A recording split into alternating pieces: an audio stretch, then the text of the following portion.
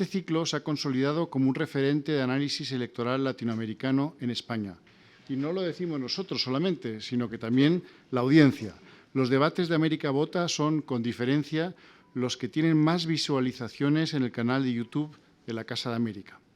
La ciudadanía, a ambos lados del Atlántico, quiere entender, participar y anticipar.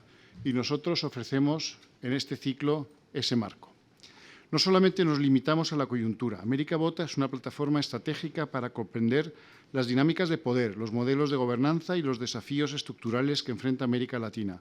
Desde esta tribuna reafirmamos nuestro compromiso con el pensamiento crítico, el análisis comparado y la defensa de los valores democráticos.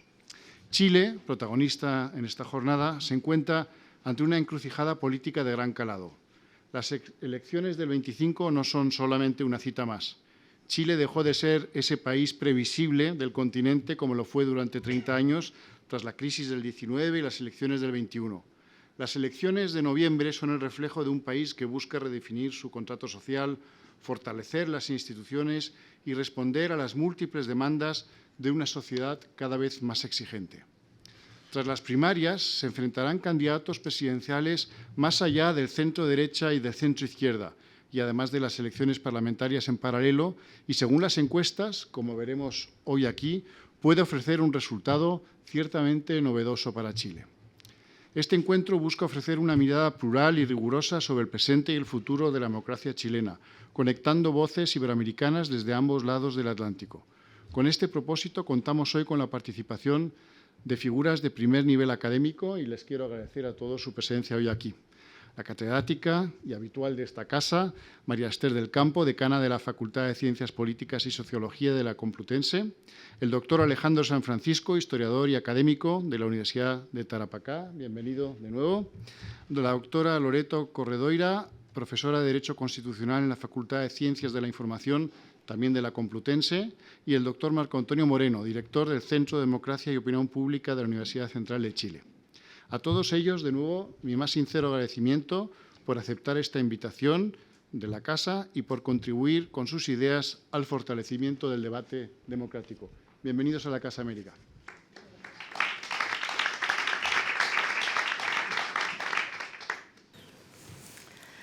Pues creo que me ha tocado empezar. Muchísimas gracias. Quería empezar, como siempre, y formalmente agradecer al director de Casa América por ser tan amable de invitarme y, por supuesto, al director de programación y a todas las personas que trabajan en Casa América, porque la verdad es que creo, como ha dicho muy bien el director, que el ciclo, ¿no?, de elecciones en América pues me parece que es de gran relevancia. Bueno, yo soy latinoamericanista, no sé si ustedes me conocen, es decir, realmente cuando me invitan a hablar sobre España me siento muy indefensa, porque digo, realmente no conozco la política al igual que ustedes, pues de verlo en los medios de comunicación, pero realmente lo que me interesa es lo que pasa en la región y creo que estamos en un contexto electoral, político-electoral, también social y económico muy, muy interesante, ¿no?, sobre cómo se van a desarrollar los cambios. Las elecciones de noviembre, que además nos van a conducir ineludiblemente a la segunda vuelta, porque no hay un candidato o candidata que consiga los apoyos suficientes. En el caso de Chile, pues la verdad es que va a ser complicado. Yo les he puesto ahí una lámina de las encuestas que la pueden mirar todo el rato, porque además puede ir variando.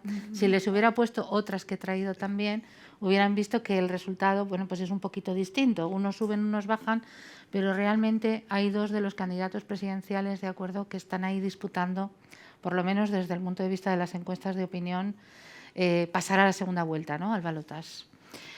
De todas maneras, creo que lo que sí todos los académicos y todas las personas que comentan un poco, diríamos, las encuestas, lo que nos plantea realmente el contexto político chileno es una polarización importante.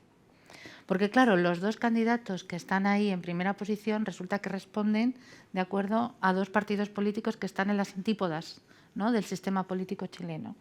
Por una parte tenemos a José Antonio Caz, del Partido Republicano, y por otra parte tenemos a Yanet Jara, que es del partido militante del Partido Comunista. Es verdad que viene, diríamos, encabezando una coalición en la que no solamente está el Partido Comunista, pero efectivamente, diríamos, la distancia ideológica que hay entre esas dos fuerzas políticas es enorme, ¿no? Y por eso nosotros hablamos de una polarización ideológica o una polarización política muy relevante. Luego me hago una pregunta rápidamente. Bueno, yo me he traído, siempre vengo con papeles, ¿de acuerdo? Sé que estamos en una mesa, pero me parece que siempre es importante tener un hilo conductor. Y luego quiero contestar un poquito a qué es lo que nos induce a votar o no votar por uno u otro candidato, ¿no? Que tiene que ver también con la polarización, pero ya no tanto ideológica, sino afectiva. Es decir, el tema de las emociones. ¿Por qué determinados candidatos que manejan ciertos discursos nos emocionan más que otros candidatos que a lo mejor tienen unos discursos muy apegados a la realidad, pero que no consiguen enamorar, ¿de acuerdo?, a los electores? Está claro, y yo quiero subrayar una cuestión del contexto, porque lo estaba comentando con Marco ahora, digo, estamos en un contexto en la región, pero no solo en la región, a mí me preocupa mucho también el caso español o el caso europeo, de erosión democrática. Una erosión democrática que tiene que ver también con una fragilidad de las instituciones muy fuerte, ¿no? Y un ataque a las instituciones democráticas brutal por parte de buena parte de los actores políticos. Y fijaros, en los últimos datos de opinión pública hay un marcado descenso histórico por la preferencia de la democracia en Chile. Solamente prefiere la democracia, en los últimos datos del Latinobarómetro, 44,2%. Pero lo más preocupante no es que sea solo un 44%, sino que los indiferentes, es decir, aquellos que dicen que les da lo mismo un gobierno autoritario o un gobierno democrático, ya están casi en el 34%. Es decir, que si nosotros sumamos esos dos porcentajes, realmente estamos hablando, de acuerdo, de en torno a un 25% que se sienten firmemente convencidos e involucrados con la democracia. El resto, ¿de acuerdo?, pues seguramente no tiene un sentimiento muy importante. Bueno, como les digo, esto se plantea además en un contexto, y voy a hablar un poquito de la parte institucional, que me parece que también es relevante, porque son las primeras elecciones en las que tenemos voto obligatorio, después de que se suprimiera el voto obligatorio, ¿de acuerdo? En realidad lo que tenemos, fíjense que hemos pasado por diferentes momentos: inscripción obligatoria, voto obligatorio, inscripción voluntaria, ¿de acuerdo?, voto libre, y ahora vamos a una inscripción, es decir, inscripción automática, apareces en el censo, pero tienes voto obligatorio. A mí, yo siempre he sido partidaria, esto es una discusión muy grande entre los politólogos, yo soy politóloga, porque claro, en teoría el voto es un derecho, pero también es un deber. Como surge el voto en muchos de estos países latinoamericanos es como voto obligatorio, porque no tenía suficiente, de acuerdo, diríamos, ciudadanía como para poder legitimar una democracia. Está claro que el voto obligatorio lo que va a significar es un incremento de la participación. Y ese incremento de la participación, según mis cálculos, creo que el número de electores son 15.700.000 aproximadamente, ¿de acuerdo? Entonces, de esos, aproximadamente 3,5 millones son nuevos electores, ¿de acuerdo?, que con voto obligatorio, si realmente todo el mundo acude a votar, pues pueden tener una importancia muy relevante. De igual forma, y como nos pasa en otros contextos políticos, otra cosa muy interesante también es que hay un porcentaje cada vez más importante de personas que no deciden su voto hasta el último momento, los indecisos. Eso nos está pasando en todas partes. Y fíjense que incluso en el caso español, ¿de acuerdo?, mi experiencia en la Junta Electoral Central, cuando nosotros veíamos las encuestas del CIS, nos dábamos cuenta que cerca del 30% de la población se manifestaba en las encuestas como indecisos y que 3 días antes es cuando decidían no voy a apoyar esta candidatura. Todo esto también para desinflar un poco lo que dicen las encuestas. Es decir, porque realmente es complicado ahora mismo hacer encuestas de opinión, ¿de acuerdo? ¿Por qué? Pues porque no es que los ciudadanos engañemos, es que una parte de ese electorado, sobre todo de ese electorado que se engancha ahora, no tiene muy claramente definido qué es lo que va a hacer con su voto, ¿de acuerdo? Y eso es una cuestión fundamental. Hay otra cuestión importante, no me quiero demorar mucho en esto, que tiene que ver también con los factores institucionales. Como ustedes saben, en la ley 20.840, me parece, es que no, si me equivoco, cuando se cambia el sistema electoral binominal mayoritario al sistema electoral proporcional, pues efectivamente eso tiene un impacto también muy relevante, de acuerdo, sobre la fragmentación del sistema de partidos. Ojo, Chile ha sido siempre un sistema muy fragmentado. Eso es el ADN, quiero decir, está en el ADN de la política chilena. Pero es verdad que los cambios institucionales, político-institucionales que se han venido haciendo han alentado esa fragmentación. Eso lleva a que algunos expresidentes, como Eduardo Frei, que seguro que ustedes lo han leído en los medios de comunicación, diga que en Chile no hay partidos políticos, hay pymes políticas. Y que el problema de Chile no es un problema económico, no es un problema social, es un problema político. Parte de razón tiene, aunque también tiene un fuerte resquemor, ¿eh? Digo, la democracia cristiana lo pasa mal en los contextos electorales, vamos a decirlo así. Espero no ofender al público, pero yo creo que todo el mundo que ha convivido o que ha sentido, ¿no?, la democracia cristiana se da cuenta de que en este contexto realmente es un partido en vías de extinción, lo pongo entre comillas, seguramente nunca desaparecerá, pero lo tiene muy difícil, ¿no?, en este contexto. Bueno, ¿por qué les digo esto? Porque el sistema electoral efectivamente proporcional, que es el modelo DONT, que nosotros también conocemos en el caso español, lo que hace realmente es incrementar la fragmentación. Y fíjense que es muy interesante. Como saben, las elecciones de noviembre son elecciones presidenciales, pero también elecciones parlamentarias y se elige una parte de los senadores. Y es muy interesante que vemos que cuando nosotros vemos las candidaturas de los 3 grupos, de las 3 coaliciones, vamos a decirlo así, nos damos cuenta que prácticamente todos presentan el mismo número de candidatos, ¿de acuerdo? Es decir, ¿por qué? Porque todas compiten pensando en el reparto de restos y en el reparto de escaños que se producen en los determinados distritos en un sistema proporcional. No sé si queda claro un poco lo que estoy diciendo. Es decir, hay muchos incentivos, ¿de acuerdo?, para que haya mucha fragmentación. Y cuando hay mucha fragmentación, fíjense, yo siempre les digo a mis estudiantes de ciencia política, de partidos, que piensen, nosotros hablamos de un sistema de partidos como, yo les digo, pensar en un parking de coches, ¿de acuerdo? El parking chileno es un parking que tiene coches desde la extrema izquierda hasta la extrema derecha. Hay 24 formaciones políticas registradas en el CERVEL, ¿no? ¿Esto qué significa? Significa que cada formación política intenta meter el coche en el parking. Pero claro, en ese, diríamos, espacio ideológico que va desde la extrema derecha a la extrema izquierda, pues lógicamente se produce una fuerte fragmentación porque todo el mundo quiere meter y no se quiere compartir el espacio. Tú no puedes colocar 2 coches en el mismo espacio de un parking. ¿Se entiende un poco la metáfora que yo quiero utilizar? Lo que trato de decirles es que hay muchos incentivos para que haya pymes políticas en ese sentido. Es verdad que también hay muchos incentivos, lógicamente, para que haya voluntad de establecer acuerdos, por lo menos entre los que son próximos ideológicamente, porque si no, no tienes posibilidad de tener un impacto significativo, ¿de acuerdo? O sea, ese sería un poco mi planteamiento. En cuanto a los sondeos, estábamos discutiendo antes previamente, mírenlo, no nos dice nada realmente, quiere decir, nos dice lo que ya hemos dicho al principio, ¿no?, que Katz y que Jara están ahí en primera, diríamos, en la carrera, disputándose. Si yo les hubiera puesto otras láminas de agosto y otras láminas de julio, pues vemos que suben, bajan, pero están todos ellos en torno, de acuerdo, a ese nivel. En el mes de agosto, por ejemplo, tomando solo el sondeo de Criteria, les he puesto un poco todos los principales sondeos, porque claro, cada sondeo pasa como en este país. Tienen sus peculiaridades, hay que leerlo también en clave, diríamos, de los medios, en clave ideológica, etcétera.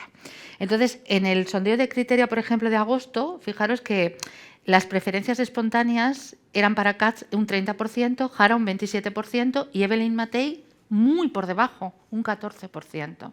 Aquí yo creo que la gran perdedora, por lo menos en este momento, es Evelyn Matei. Porque si nosotros miramos a lo que pasó con anterioridad, es decir, lo que venía pasando durante el último año, efectivamente Matei se presentaba como la posible ganadora de las elecciones y todo el mundo lo tenía bastante claro. ¿De acuerdo?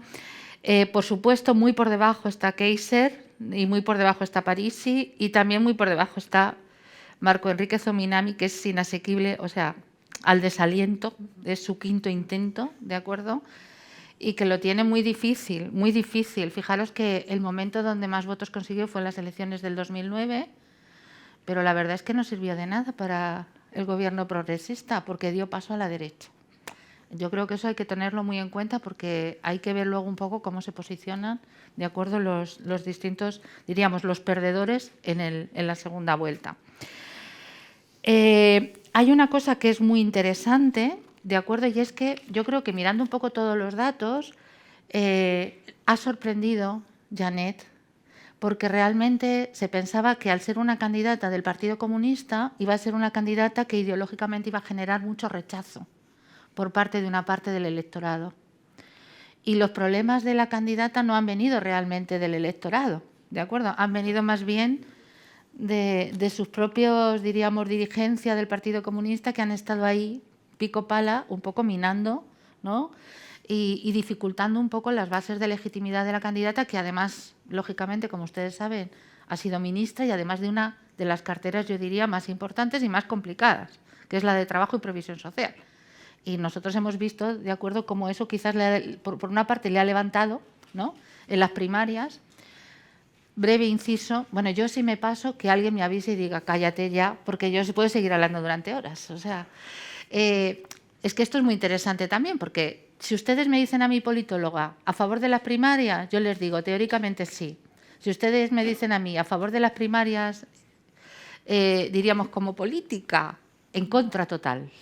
¿De acuerdo? Es decir, lo que trato de deciros con esto es que solamente las fuerzas de la izquierda han hecho primarias y el desenlace de esas primarias de los partidos de izquierda pues quizás no ha sido el esperado, porque todos esperaban que Carolina Toá tenía muchas posibilidades, pero finalmente, ¿de acuerdo?, creo que Jara se demuestra efectivamente que tiene, diríamos, un apoyo y ha sido capaz de ir engrosando esos apoyos. Realmente, ¿de acuerdo?, yo creo que estamos ante un cambio y cuando vemos un poco todos los análisis que se están haciendo, en la mayor parte de los casos se nos dice que efectivamente va a haber un cambio, ¿de acuerdo?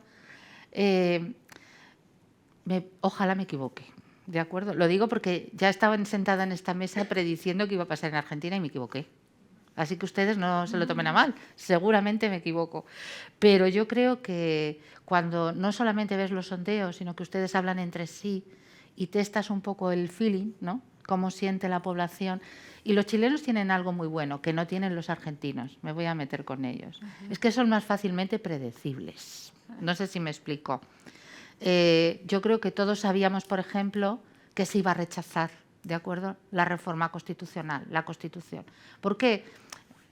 Pues porque había cosas que no iban con esa...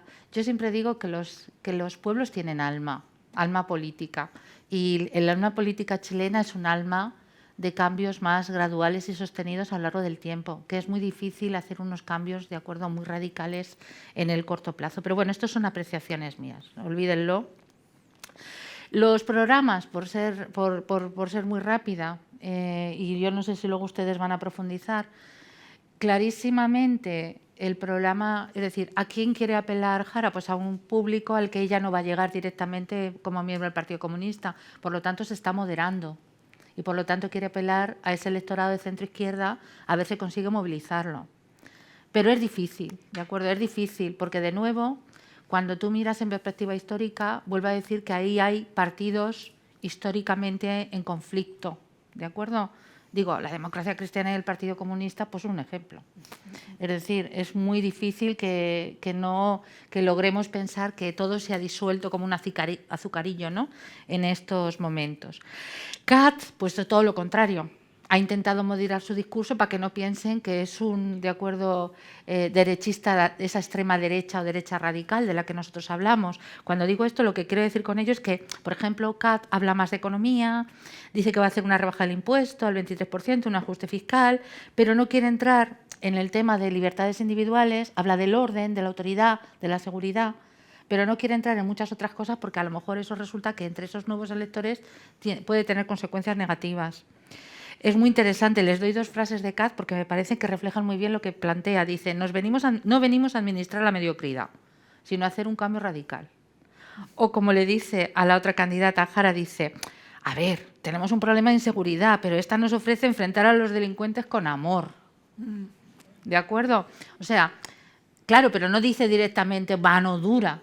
No sé si se me está entendiendo. Está intentando generar ese sentimiento de temor y de amenaza en una parte del electorado, pero lógicamente no quiere perder a ese electorado más centrado, que también puede, por ejemplo, en determinadas circunstancias y sobre todo ante el temor, ¿no?, de esa otra extrema derecha mucho más radical, pues de alguna manera, cuando digo de más radical digo libertario, que anda por ahí, ¿no? que puede también. Bueno, el caso de Matei, yo creo que esto es, realmente hay muchos errores. No me voy a meter en el caso de Evelyn Matei porque creo que ahí se han dado muchos errores que tienen que ver también con decisiones personales, pero que tienen que ver también con, diríamos, con cómo ha venido desarrollándose, sobre todo en su partido, ¿no? Toda la campaña electoral. Entonces, claramente, yo creo que en estos momentos ya no tiene ninguna opción y, por lo tanto, la desestimo. Y voy a ir acabando para dejar a los demás, sí. Yo tenía 2 o 3 preguntas, a lo mejor las dejo más o menos planteadas, algunas respondo un poco, pero sobre todo por si luego puede servir para la discusión. Porque, claro, hay espacio, por ejemplo, para que el gobierno actual está teniendo un apoyo sostenido a lo largo del tiempo. Es decir, el apoyo al presidente Boric está en torno al 30%, si yo no me equivoco, y ni sube ni baja. Es decir, es que hay un voto duro, un apoyo bastante duro sostenido, ¿no? Pero, claro, es insuficiente, claramente insuficiente si tú quieres ir, de acuerdo, a una segunda vuelta y enfrentarte a 2 derechas posiblemente unidas. Entonces, ¿qué se puede hacer? ¿Dónde puede jugar la izquierda? Entonces, yo quiero plantear algunas cuestiones que me parecen interesantes. Fijaros, en un estudio de la Fundación Nodo 21, que dice ganar sin perder, sobre el pragmatismo político de las y los nuevos votantes de los sectores populares, que son esos que se van a incorporar y que no han sido socializados políticamente en los partidos tradicionales. Claro, ¿cómo llegamos a esos votantes? ¿Quiénes son? Lo digo porque esa lección no la podemos aplicar nosotros en España también, ¿eh? Desprecian la política institucional, es decir, los políticos, la casta, vamos a decirlo así, ¿no? Todos aquellos que han estado en cargos son todos unos corruptos, por decirlo de alguna manera. Sienten que el país está caro, es decir, que la cosa está difícil, que los salarios no han crecido suficiente como para afrontar la carestía de la vida. Piensan que está invadido por inmigrantes. Esta cuestión de la inseguridad, sobre todas esas clases urbanas, ¿de acuerdo?, les preocupa mucho, y también a los sectores populares. Y en decadencia, esto es muy interesante, ¿de dónde sale esa idea de que estamos todos en decadencia? Porque Europa está en decadencia, España está en decadencia, Chile está en decadencia, ¿de acuerdo? Se está construyendo una narrativa distinta, ¿no?, en torno a la decadencia del Occidente, la decadencia, ¿de acuerdo? Quieren orden y autoridad, que se entiende, quieren seguridad, es decir, quieren desarrollar sus vidas con una cierta seguridad, pero no quieren una dictadura, no quieren un autoritarismo dictatorial, ¿de acuerdo?, que les restrinja las libertades individuales. Tienen preocupación por la economía, por la seguridad pública, por los derechos sociales, la salud, las pensiones, la educación, pero no se identifican ni con la derecha ni con la izquierda, no lo tienen claro todavía. Esos son muchos de los indecisos, ¿no?, esos sectores populares. Y fíjense, y esto también es muy interesante, y creo que los partidos, claro, en el caso chileno, con partidos que tradicionalmente, históricamente han sido muy institucionalizados, es difícil. Ellos apelan, estos votantes nuevos, a votar por la persona. Es decir, quieren confiar en la persona, no quieren confiar en las organizaciones o en las instituciones porque no se fían de ella. Bueno, voy a esas... Han visto que me he preparado mucho. Voy a una cuestión, y es que yo me preguntaba que qué decidirán las elecciones, o sea, ¿cómo van a votar los electores? Bueno, pues en teoría, cuando nosotros explicamos los politólogos eso, decimos que hay un voto económico que tiene que ver un poco con un voto racional, votamos en función de cómo nos va, calibramos si las medidas van a ser mejores o no para nosotros, pero cada vez más, ¿de acuerdo?, votamos en función de qué emociones o sentimientos despiertan ciertas fuerzas políticas. Y si tú eres capaz de penetrar en ese electorado popular que tiene miedo, que está viviendo en una situación de inseguridad económica, y trasladarles esa percepción de estáis amenazados, yo soy vuestro salvador, pues al final eso puede tener repercusiones muy importantes. Normalmente eso se hace, y yo ahí no voy a entrar, a través además de destruir al otro o de construir a un otro como enemigo. Y por eso habéis visto toda la campaña de guerra sucia en la que hemos entrado. Bueno, Matei ya la había sufrido, pero la que ha entrado la candidata, ¿de acuerdo? ¿Por qué? Porque hay bots de republicanos, dale, terribles, ¿no?, intentando acabar. Yo creo que lo que tenemos hasta el momento, y viendo un poco los resultados, es que tenemos una fragmentación extrema del sistema de partidos, ¿de acuerdo?, distribuidos en múltiples pactos, y tenemos dos derechas. Una derecha, una extrema derecha o derecha radical, que serían los republicanos, y una derecha conservadora, que es la derecha tradicional, que sería la derecha de la UDI y de Renovación Nacional, que es la derecha conservadora, históricamente, ¿no? Fíjense, cuando vi en el CERVEL el listado de partidos políticos que se presentaban, 24, sí, pues fíjense que vi que solamente 3 partidos salen del año 88-89 y todo el resto han sido fruto, de acuerdo, de estas últimas cosas. Bueno, termino. Esas dos derechas se tienen que aliar en la segunda vuelta para ganar y, por lo tanto, y esta sí es mi última frase, la gobernabilidad postelectoral va a depender, fíjense, de formar coaliciones entre bloques ideológicamente distintos. Y eso va a ser muy complicado. Ahí sí, contar con líderes que tengan experiencia política y que sepan negociar. Iba a decir una cosa sobre el Partido Socialista, pero me voy a callar. Luego digo. Venga, muchas gracias y perdón por excederme en el tiempo.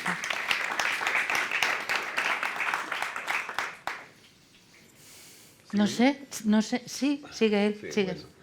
Bueno, primero agradecer al director de Casa de América por la invitación a este espacio, a Carlos Vargas de la Embajada de Chile, que también hizo las gestiones justamente para que pudiéramos estar acá en un momento importante, ¿no? Porque Esther quizás habla como chilena porque sabe mucho de lo que está pasando en Chile y lo explicó con mucha claridad.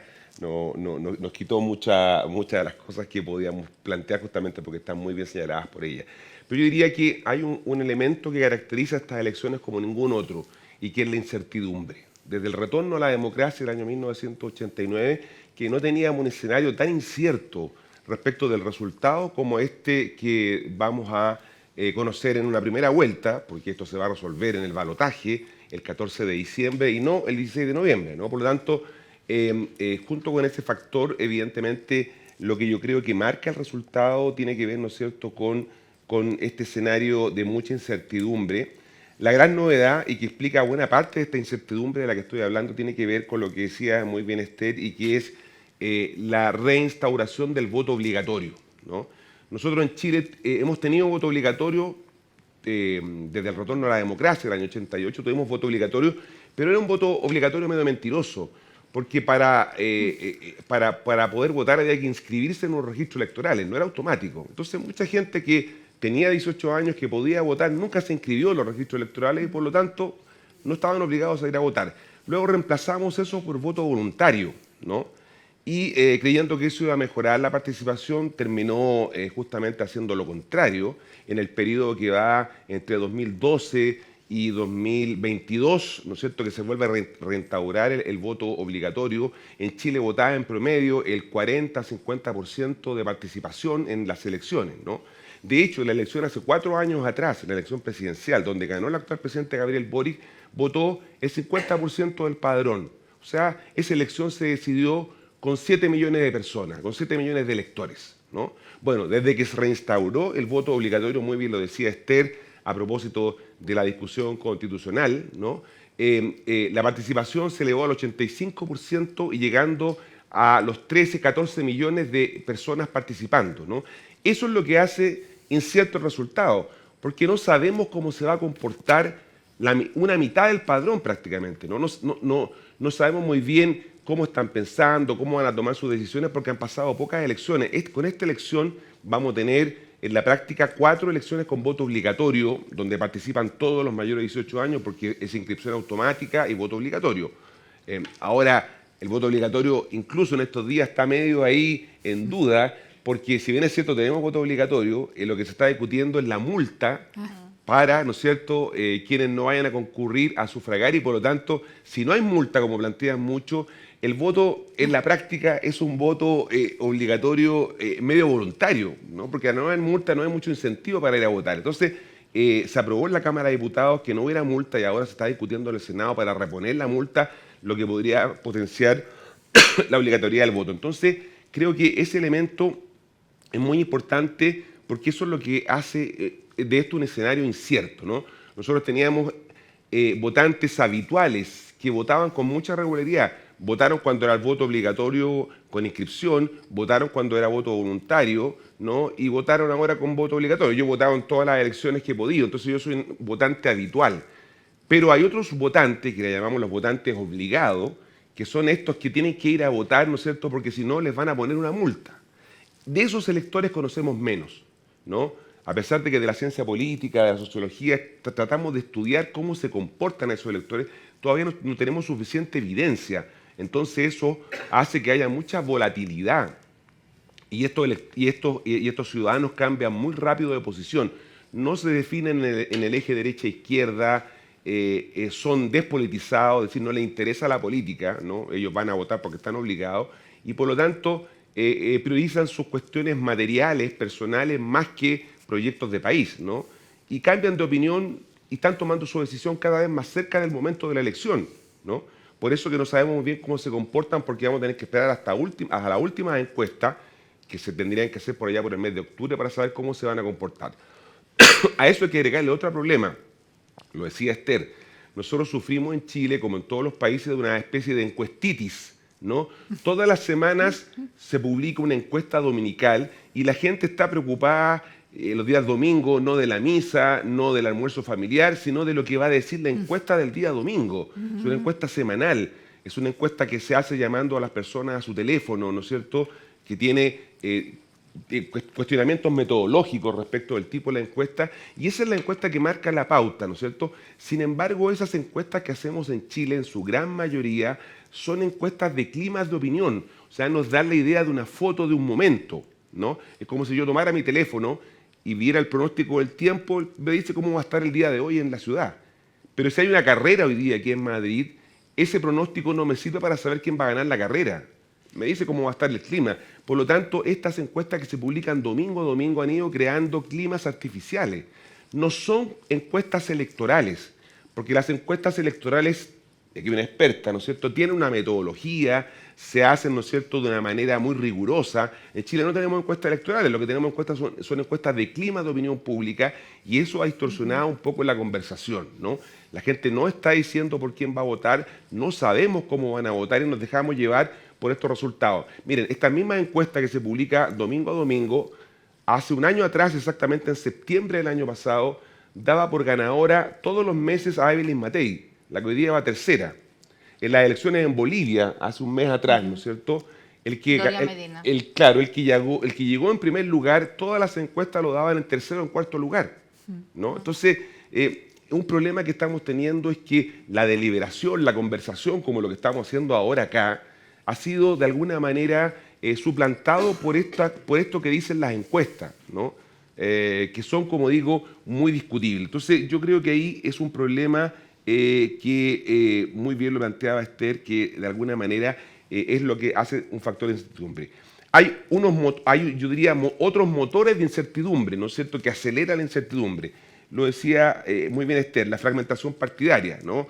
Hoy día Chile, en el Parlamento están representados 24 partidos, ¿no? De los 155 diputados y diputadas que hay en la Cámara de Diputados, 50 son independientes. Imagínense ustedes lo complejo que es ponerse de acuerdo con tantos partidos políticos y además con 50 diputados y diputadas que no responden a ningún partido político. Fueron electos, muchos de ellos en partidos políticos como independientes, pero después renunciaron. Entonces se hace muy compleja la gobernabilidad con este nivel de fragmentación que hoy día tenemos en Chile, ¿no? Tenemos también otro motor de incertidumbre que es la desconfianza institucional, ¿no? El Congreso, los partidos políticos, los medios, la policía, aparecen sistemáticamente entre los actores menos confiables, ¿no? En los estudios de opinión que se hacen y por lo tanto tenemos una fuerte desgaste institucional, erosión institucional que de alguna manera también es un motor, como digo, de la incertidumbre. Los escándalos y los shocks informativos que también estamos observando son parte también de este escenario de incertidumbre, ¿no? Agregaría también esta brecha entre expectativas y resultados, ¿no? Los gobiernos prometen transformaciones profundas, pero la ciudadanía está evaluando esto inmediatamente como no satisfactorio, ¿no? Al final del día, los resultados es la palabra que encumbra o hunde a un gobierno, y lo que estamos observando justamente tiene que ver con eso. Esther hablaba de la polarización, es un fenómeno que se está instalando fuertemente en Chile. Esta polarización afectiva está subiendo el nivel de crispación. Estamos a menos de 70 días de la elección y hoy día el enfrentamiento es muy certero. Hoy día, a las 10 de la noche, hora de Chile, es el primer debate televisivo entre 8 candidatos, ¿no?, que compiten por la presidencia de la República. Y todos están preocupados de cómo hacer el enfrentamiento entre ellos más que de las propuestas programáticas que puedan dar a conocer, ¿no? Entonces, eso es porque se ha instalado un clima fuerte de polarización, ¿no? Está este fenómeno que también señalaba Esther sobre la sentimentalización creciente de la política, ¿no? Y aquí se produce una paradoja en Chile, pero yo creo que en buena parte del mundo, porque la gente vota con el corazón, con las emociones, pero exige con la cabeza a sus presidentes. Entonces, esto es contradictorio, porque yo voto por personas, ¿no es cierto?, que desde acá me gustan, pero que a lo mejor no tienen las competencias ni las capacidades, y después le quiero exigir, ¿no es cierto?, le quiero exigir respecto de los programas, le quiero exigir respecto de las propuestas, y a lo mejor esa persona que voté no estaba capacitada justamente para eso, sino que hacía un discurso muy populista, que atraía a votantes, pero que efectivamente no estaba preparado para gobernar. Entonces, ese es un elemento que yo diría importante de lo que está ocurriendo ahora. Las campañas negativas, estamos también, como en España, observando crecientemente este fenómeno de las campañas negativas. Estamos viendo escándalos amplificados en redes, acusaciones cruzadas, ¿no es cierto?, por uso de cuentas anónimas, bots, que de alguna manera están marcando lo que es la elección y están crispando muy fuertemente el ambiente, ¿no? Los temas que definen la elección, ¿no?, hoy día, a diferencia de lo que se podría pensar, la discusión constitucional hoy casi no está en el radar, no es la gran preocupación el tema constitucional, porque tuvimos, ¿no es cierto?, una suerte de fatiga constitucional. Tuvimos 2 procesos, ¿no es cierto?, del año 21, 22, 23, ¿no es cierto?, donde discutimos 2 proyectos de constitución que los 2 fueron rechazados. Entonces la gente está un poco fatigada, está cansada, ¿no es cierto?, de este tema constitucional, y hoy día lo que mueve la aguja son 4 temas: seguridad y crimen organizado, ¿no?, economía cotidiana, el empleo, la inflación, las deudas, la probidad y gestión pública y la protección social. Son esos los temas que movilizan y que generan conversación de alguna manera, y son los que de alguna manera los candidatos buscan encarnar, pero buscan encarnarlo, como decía antes, desde la conexión emocional más que desde la conexión programática, ¿no? Y por lo tanto eso genera una situación que lo que hace es profundizar el actual escenario que estamos viendo en Chile. ¿Cuáles son los escenarios posibles, ¿no? Con estos elementos que he señalado, lo más probable, o sea, prácticamente, si hay algo de lo que estamos ciertos, es que esto se va a decidir en segunda vuelta. Quizás esa es la mayor certeza que tenemos, ¿no? Con márgenes estrechos. Ningún candidato aparece hoy día en condiciones de ganar en primera vuelta, que es el 16 de noviembre, ¿no?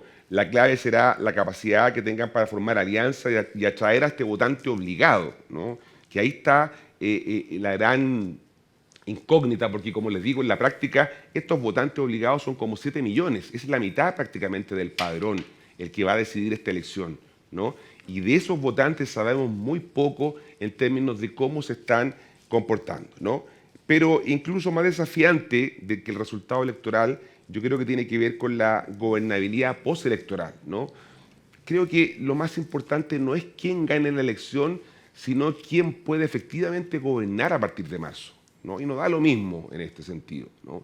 Y por eso la gran incógnita tiene que ver más bien, yo diría, eso también profundiza la incertidumbre, que no tiene que ver tanto, ¿no?, con los énfasis, con la propuesta, sino que realmente con la capacidad de conformar un gobierno, ¿no?, con mayoría. Vamos a tener un Congreso otra vez fragmentado, ¿no?, probablemente.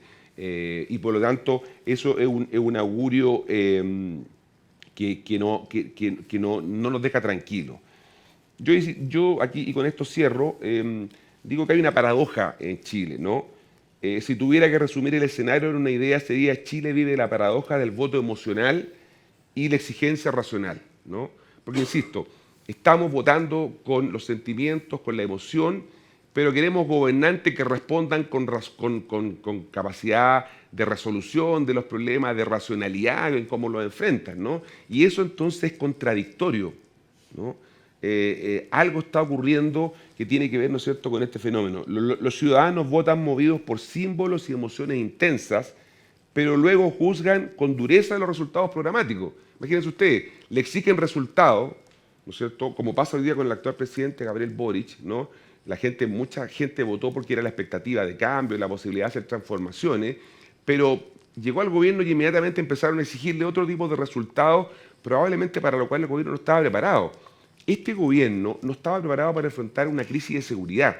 No tenía las herramientas, no era su expertise el tema de la seguridad pública y tuvo que hacerse cargo de la seguridad. El presidente Boric, 6 meses después de haber llegado a la Moneda, decía esa famosa frase que tanto hemos escuchado: otra cosa es con guitarra, ¿no? Porque, o como decía una frase que se le atribuye a Perón, al final del día la realidad es la única verdad, ¿no? O sea, esto, y lo que la gente lo que decía, ustedes tienen que gobernar el país que les tocó, con estos problemas, con estas dificultades. Eso es lo que tienen que hacer, gobernar este país con estos problemas. Y quienes llegaron a gobernar venían con una propuesta totalmente distinta de transformación y de cambio, ¿no? La democracia chilena, diría yo, sigue siendo resiliente, pero está bajo un estrés creciente, ¿no? Lo que ocurra en las elecciones, que como digo, se van a resolver en la segunda vuelta, ¿no? Lo que ocurra a finales de este año será una prueba no solo de quién gobierna, sino de cómo una sociedad logra o no logra, y ahí está la incertidumbre, recomponer la confianza en la política. Muchas gracias.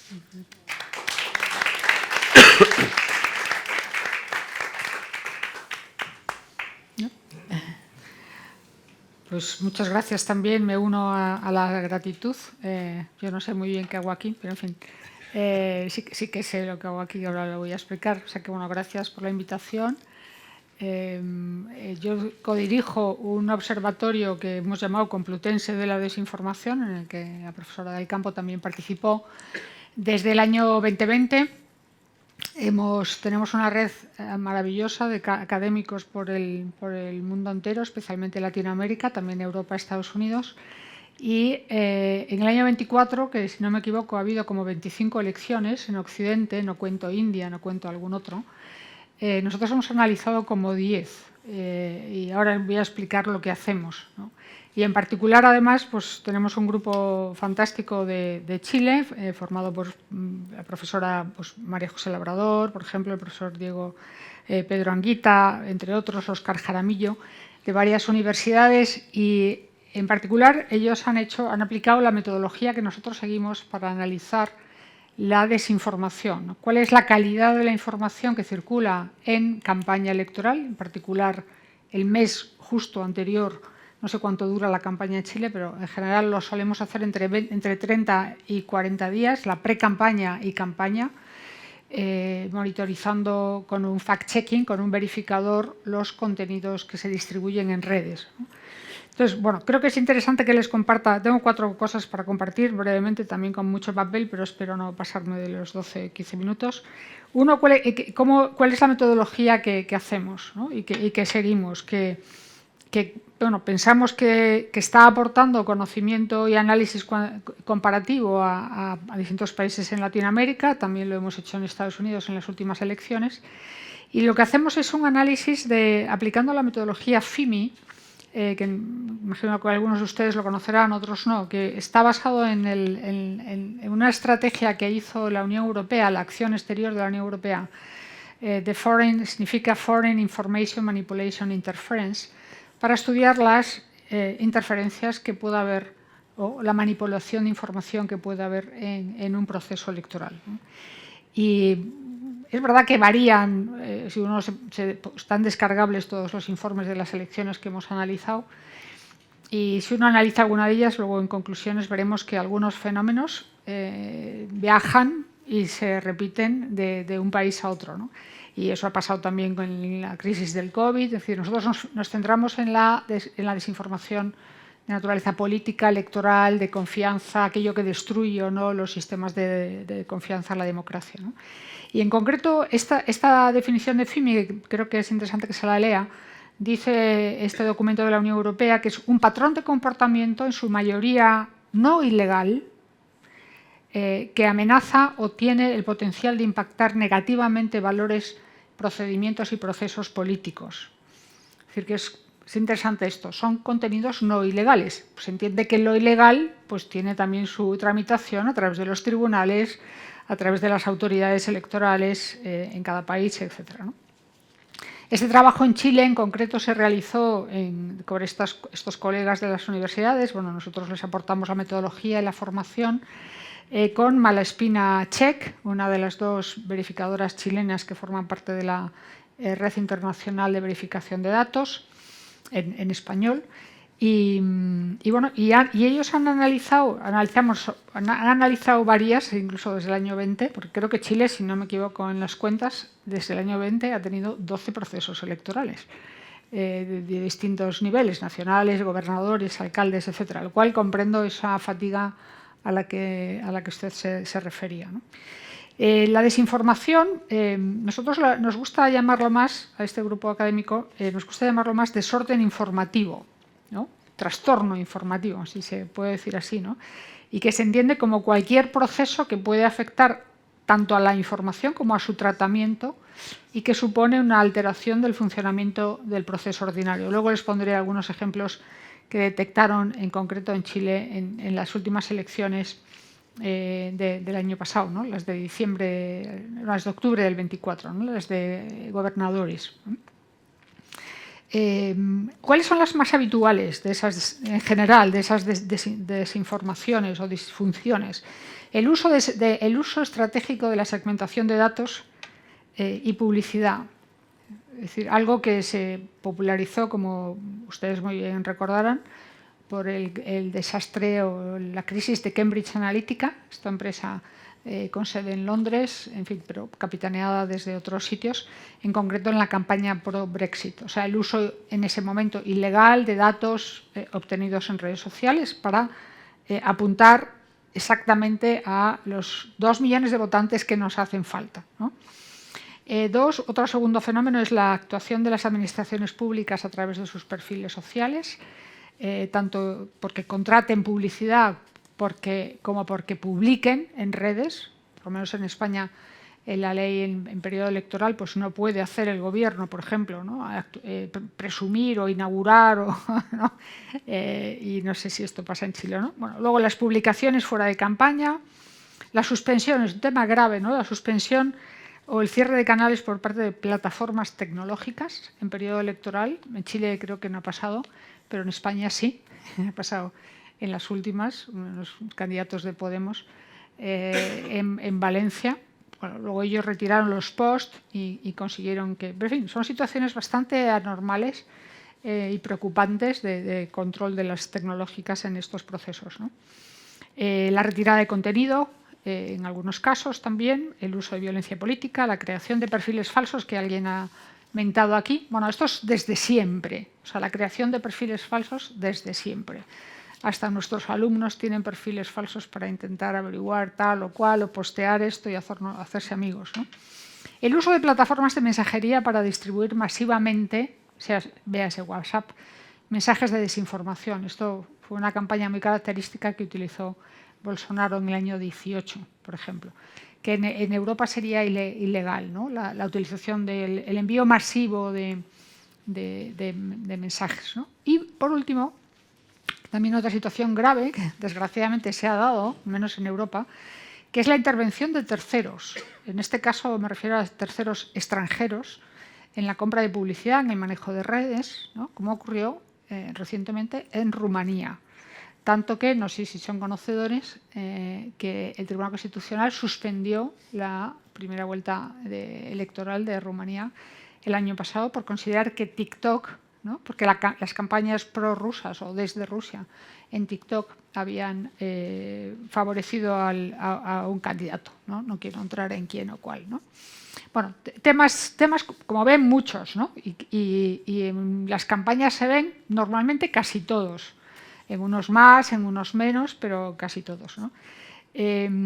Otro gran tema, otro gran tema que me parece también interesante, que es respecto a las injerencias o injerencias extranjeras.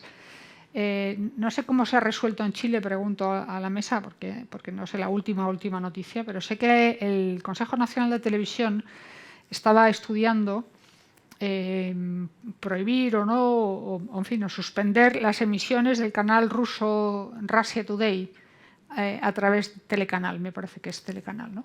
Sí lo conoce, pero Russia Today, igual que Sputnik, son dos canales de, con una expansión internacional brutal, que emiten en todos los idiomas, son grandísimos, y que en Europa se prohibieron con motivo de la invasión de Ucrania, ¿no? Pero no sé si finalmente se sigue emitiendo Telecanal los contenidos de Russia Today, ¿no? Como en bastantes otros países de Latinoamérica.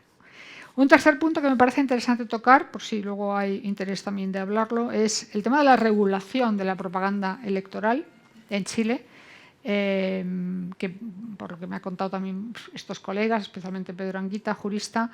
Claro, la última reforma constitucional de la ley electoral, pues indudablemente es mejor, en el sentido de que ya hay obligación de fiscalizar por parte del CERVEL, ¿no? La entidad de garantías del país. Hay obligación de fiscalizar los gastos de campaña. Existe el límite en las aportaciones o donaciones. También existen en España, por ejemplo, límites a las donaciones. Pero se da la particularidad, y yo creo que es una debilidad, nos ocurre también en cierto modo también aquí en Europa, que es que el CERVEL no puede fiscalizar lo que se invierte en las tecnológicas, ¿no? Se dio un caso en las últimas elecciones, creo recordar, que se le pidió a Google los datos de quién había invertido en su campaña y Google no contestó. Se le puso una multa que transportada a euros era de 6.000 euros, ¿no? Con lo cual, en fin, un arañacito de nada, ¿no? Que indica claramente que así no se puede, es escaso ese sistema de control, ¿no? Y luego ya termino con algunos de los ejemplos, porque también creo que, en cierto modo, no digo que sea divertido, pero sí me gustaría, cuando se habla de desinformación y del caos y de la polarización y que polarización la hay, puede haber, pero luego uno se pone a analizar, qué es lo que nosotros hacemos, ¿no? Descargarnos a veces cientos, miles de tweets, miles de movimientos. Bueno, Catalina Gaite, que está aquí también y que nos ayuda, pues trabaja con nosotros, pues, y dices, bueno, y luego en el fondo, uno va a ver, ahora les voy a decir algunos ejemplos de cuáles fueron de verdad los bulos, los mensajes, y no son tantos, ¿no? Nos ha pasado con Argentina, que al final fueron 16, en Estados Unidos me parece que también los redujimos a pocas decenas.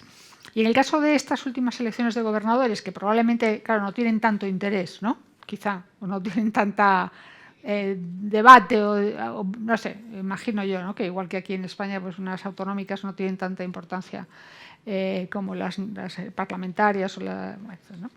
Pero, en fin, dentro de ese resultado, por ejemplo, me parece interesante, yo los he agrupado en digamos, esos bulos o esas desinformaciones en aquellos que afectan a candidatos, ¿no?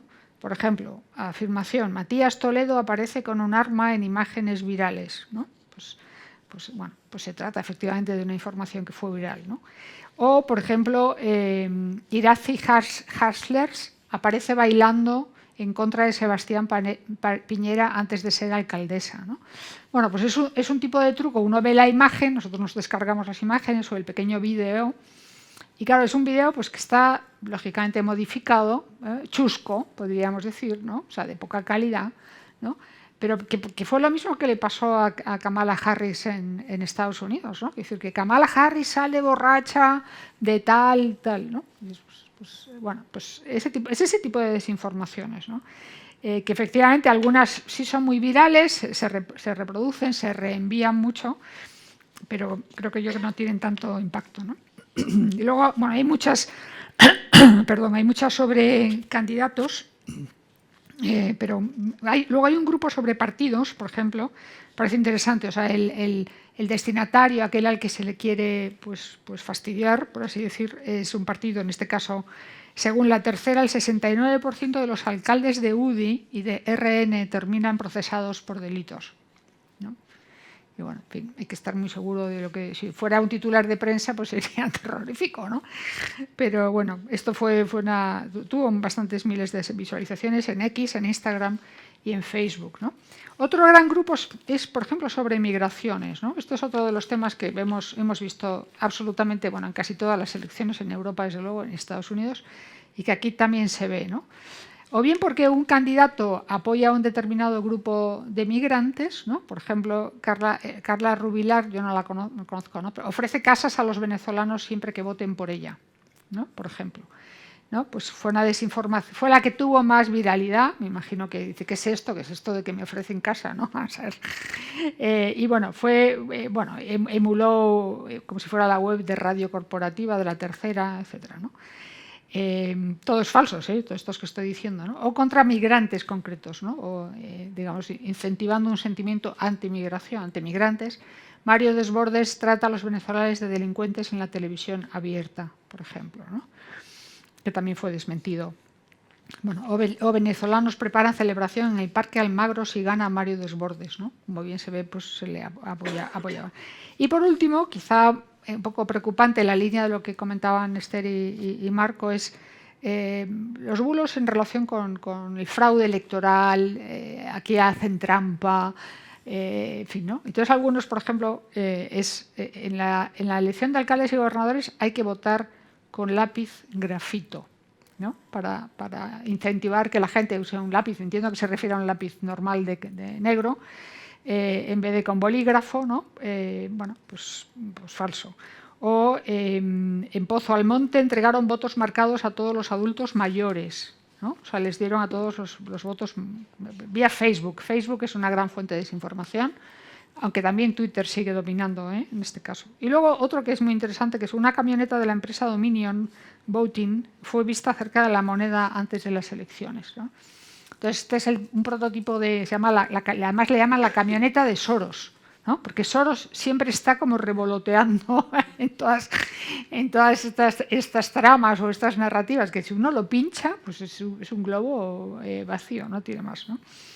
Bueno, y por último, pues un dato falso también, los venezolanos habilitados para votar en Chile representan el 51% del censo, del padrón electoral. Eso serían 780.000, que es falso. El dato real que he mirado es que son 174.000, ¿no? Y de hecho, pues son más los peruanos. Pero en fin, aquí los que salen son los venezolanos, claramente. ¿Con qué conclusiones? Yo diría, pues, habría muchas más cosas que hablar, pero me parece que de lo más interesante así que vemos o que se detecta es, y estamos al habla con el CERVEL para también ayudar, o el equipo de chileno, que es que si no tiene más poder sancionador, pues es escaso, ¿no? su poder de fiscalización, ¿no? Falta una regulación un poco más potente sobre redes sociales, la hay sobre televisión, la hay sobre prensa, pero falta sobre redes sociales. Creo que una de las campañas que estabais mencionando, gestionada a través de bots, o sea, a través de sistemas automáticos de ordenadores contra Evelyn Matei, que el propio partido de la UDI ha dicho que entregan a la Contraloría, eso he visto en prensa estos días, ¿no? Evidencias empíricas de que hay cuentas financiadas por el gobierno. Bueno, pues esas evidencias empíricas deberían ser estudiadas, creo yo, por el CERVEL, ¿no? Y si de ahí hay que subir a un tribunal, pues a continuación, ¿no? Luego el tema de la publicidad de las compañías telefónicas me parece serio y grave, me parece que es importante meterlas un poco en cintura, ¿no? Porque no lo están, y son fuente de desinformación, porque lo que quieren hay mucha publicidad programática, mucha publicidad automatizada, que lo que quiere es clic, clic, clic, clic, clic, y da igual, ¿no? Y luego, por último, alguna cuestión sobre las franjas de televisión, las franjas de spots gratuitos en televisión, pero si tenemos tiempo más tarde. Muchas gracias.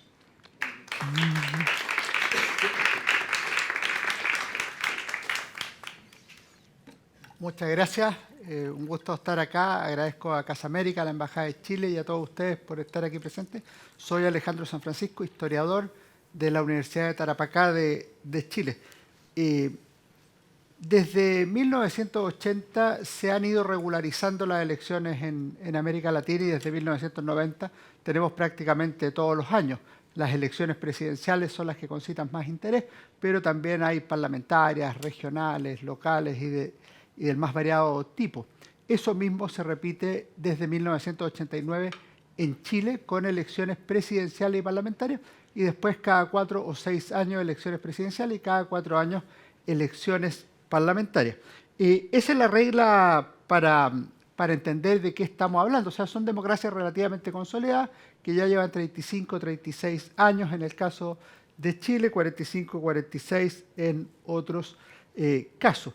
Cuando uno mira en el largo plazo qué ha pasado en Chile, han pasado un proceso similar al que vivió Chile desde 1938 a 1970, que es lo siguiente. Primero tuvimos una coalición que fue muy exitosa, que fue la Concertación de Partidos por la Democracia, que gobernó 4 periodos con 2 presidentes demócratas cristianos y 2 del mundo socialista, Patricio Aylwin, Eduardo Frei Ruiz-Tagle, Ricardo Lagos y Michelle Bachelet. Eso podría ser el equivalente a los gobiernos radicales entre 1938 y 1952. Pero después se produce un ciclo que podríamos llamar de alternancia. Y en ese sentido la incertidumbre que mencionaba Marco es más o menos la misma incertidumbre que existió en Chile después del año 46, último gobierno radical, y después en cambio ganaron siempre opositores, Ibáñez a los radicales, Alessandri a Ibáñez, Frei a Alessandri y Allende a Frei. Son sucesiones contradictorias con el gobierno anterior. Eso demuestra la vitalidad de la democracia, en el sentido de que hay alternancia en el poder, pero también demuestra la desilusión respecto de la democracia. Es decir, este gobierno no me convenció, nos cambiamos. Y es lo que ha ocurrido en los últimos 15 años, de Bachelet a Piñera, de Piñera a Bachelet, de Bachelet a Piñera, de Piñera a Boric. Y eso es pasarse de un grupo a otro. Eso puede ocurrir, eso muestra nuevamente la vitalidad de la democracia, pero también ilustra sobre la desilusión que han provocado el primer gobierno de Bachelet, el gobierno de Piñera, el gobierno de Bachelet, el gobierno de Piñera y podría ser, esto se juega en los próximos meses, el gobierno del presidente Gabriel Boric.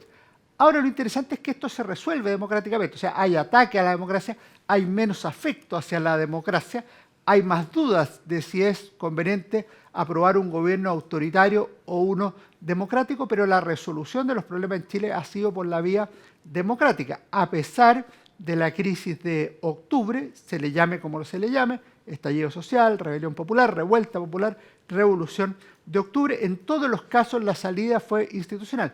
Y si bien fue fallida en 2 procesos constituyentes, la verdad es que volvimos al punto de partida dentro de todo con rigurosa normalidad. ¿Qué se juega en las elecciones?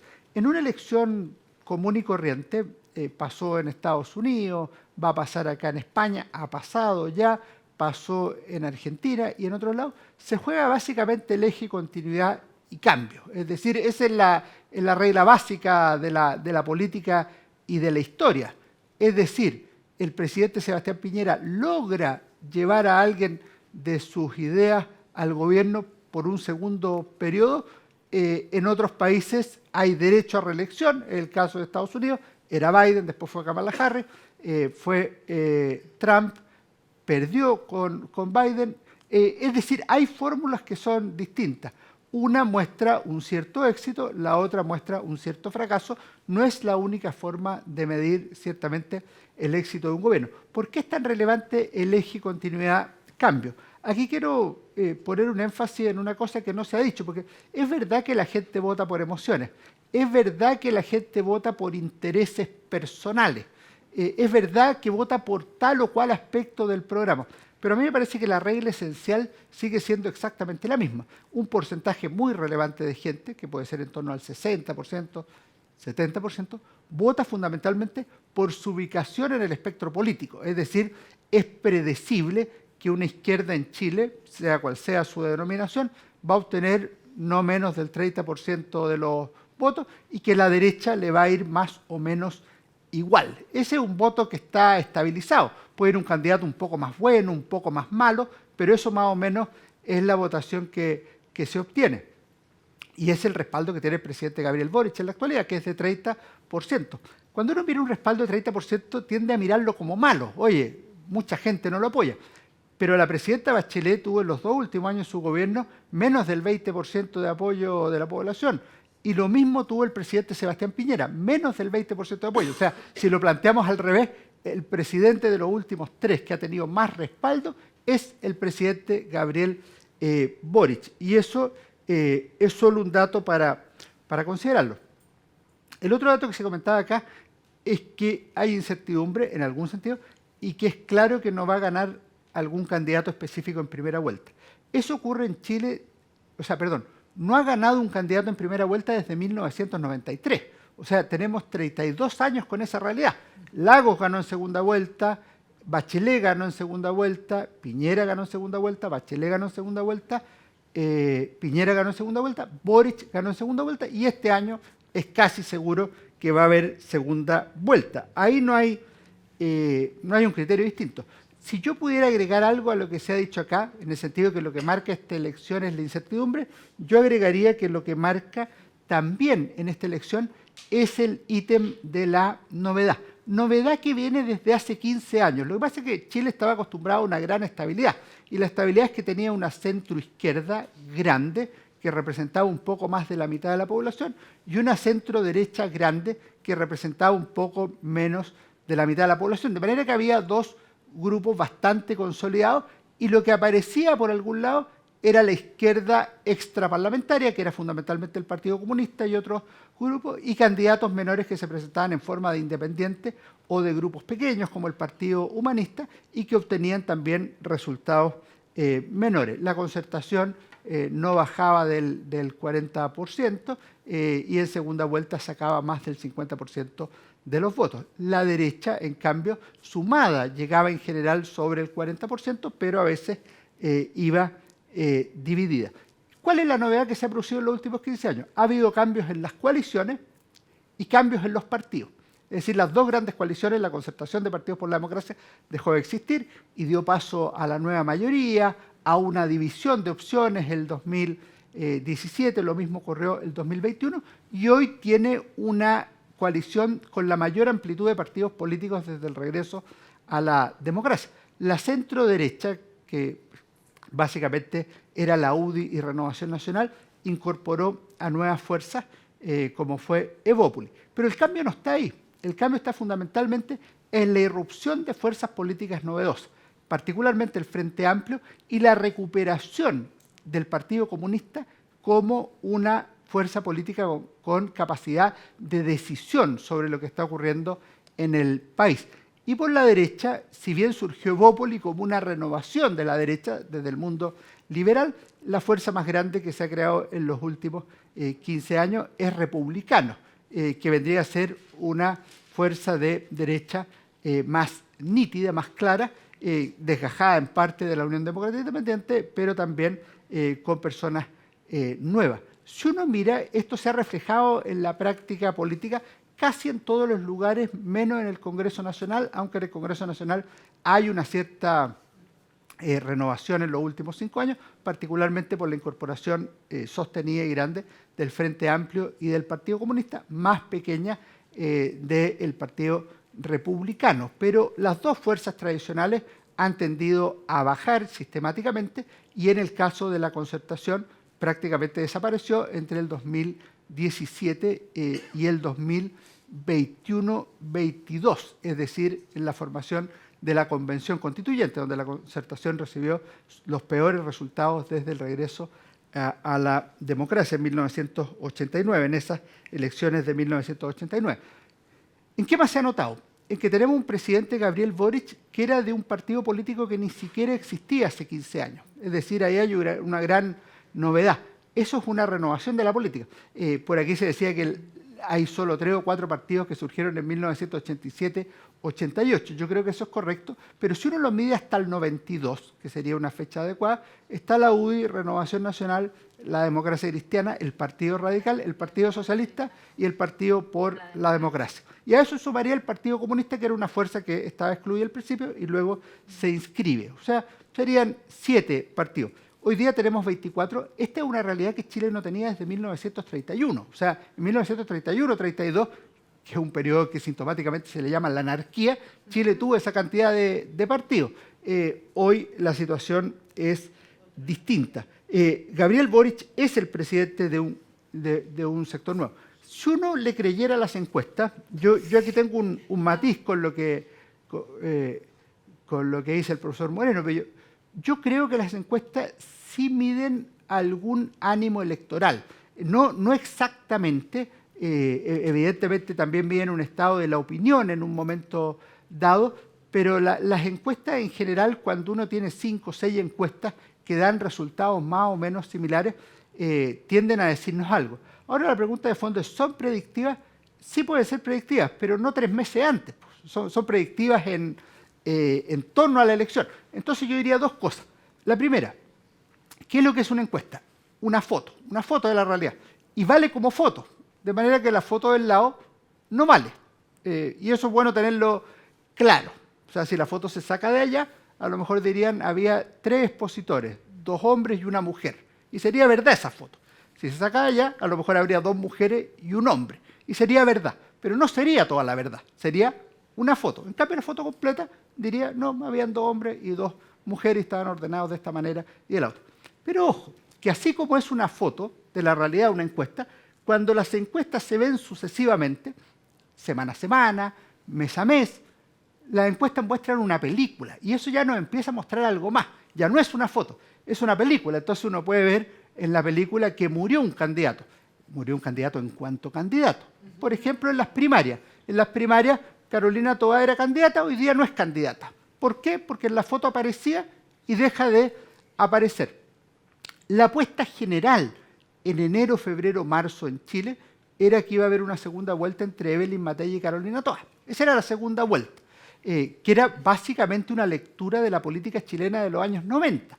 Es decir, la concertación con la centro derecha.